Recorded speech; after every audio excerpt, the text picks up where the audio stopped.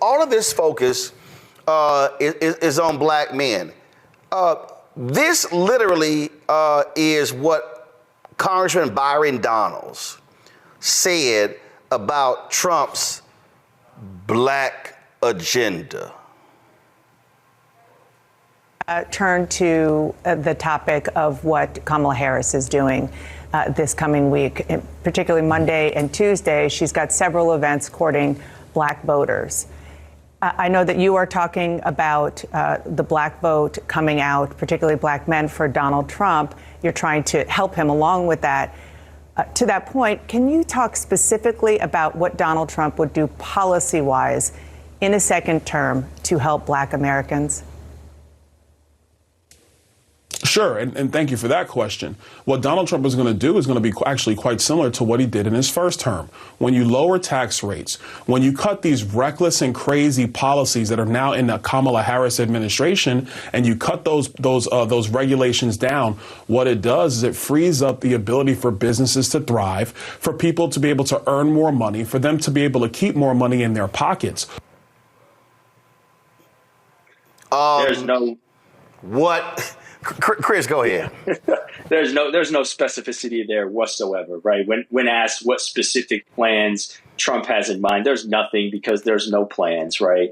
We already see Trump offering to put architects of Project 2025 in his cabinet if he were to take office. And we already know Project 2025 is working to dismantle the black community rather than build it up, right? The policies that are important to the black community, things like building black business, the Trump economy, crush black business. And that the only talking point they have is that black employment was historically low, which is completely false, right? We know that black unemployment was far lower under the Biden administration. Other issues that matter to the black community, policing, right? We already know Project 2025, the MAGA wants to give police federal immunity, right? Expand immunity for police forces. Other issues important to the black community, you want to go as far as talk about reparations. We've recently heard Trump himself and a number of Republican surrogates say that reparations are not something that they support, right? They don't support taxpayer or federal funded reparations for descendants of slavery. So it's very clear that there is no agenda there from Trump whatsoever for the black community. Anything you hear otherwise is really absolute pandering and lies. So if you're a brother or a sister out there and you don't want Trump to be talking about, you don't want to see police acting a fool in our communities, and then they say, well, Trump, he didn't write Project 2025. Okay, this came out of his own mouth. The liberal left won't let him do it. The liberal left wants to destroy him, and they want to destroy our country. If you had one day, like one real rough, nasty day with the drugstores as an example, but they have to be taught. Now, if you had one really violent day, like a guy like Mike Kelly, put him in charge, Congressman Kelly, put him in charge for one day. Mike, would you say, he's right here, it's a chain of events that's so bad.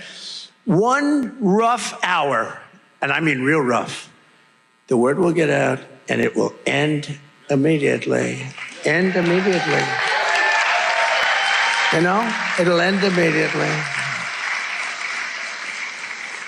Crooked Joe Biden do it because the liberal... What he's saying, Chris, let's unleash the cops on all these neighborhoods, we'll be good.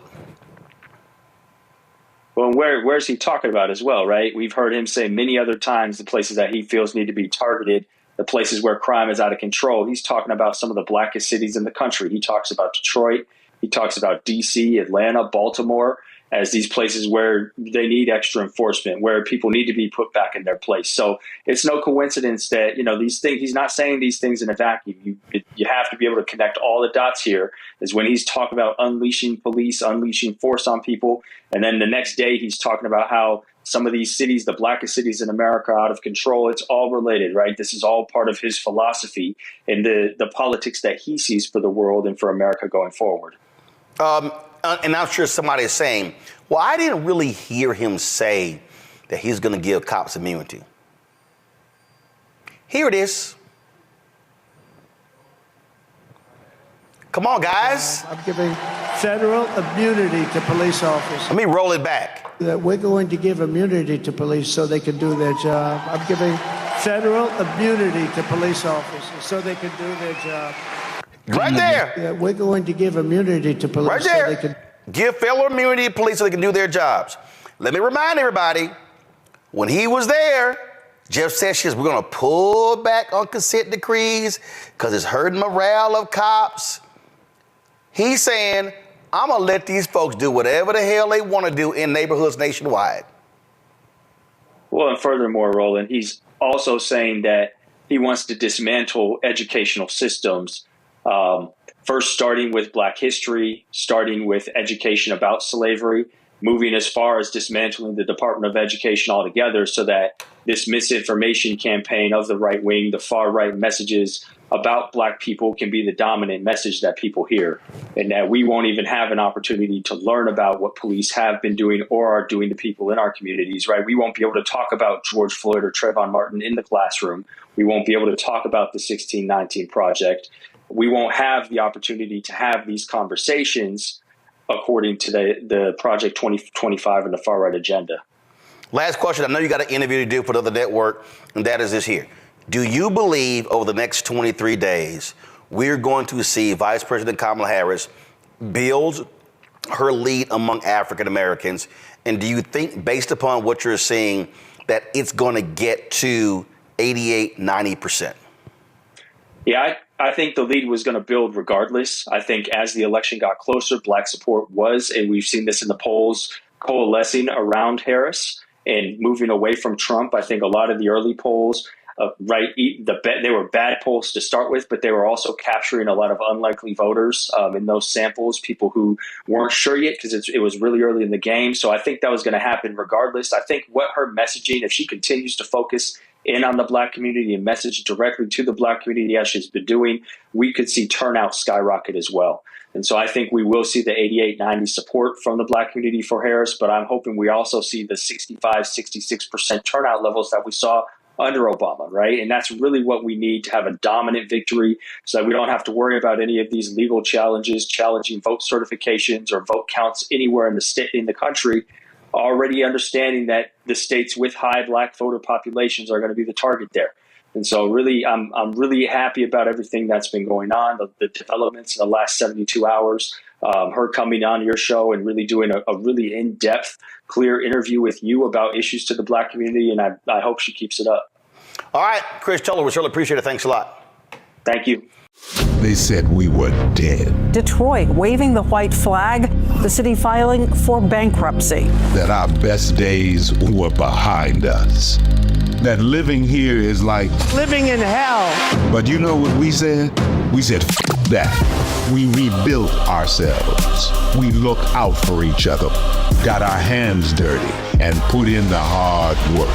And this guy, he don't know anything about that. We are a city of winners, of up-and-comers, of builders, the Motor City. Bigger and better. Here, we believe in freedom. We don't bow down to nobody, and we never will. And so what Donald Trump doesn't understand, or care to learn, is that when he said, Our whole country will end up being like Detroit if she's your president. That he should be so goddamn lucky. I'm Kamala Harris, and I approve this message.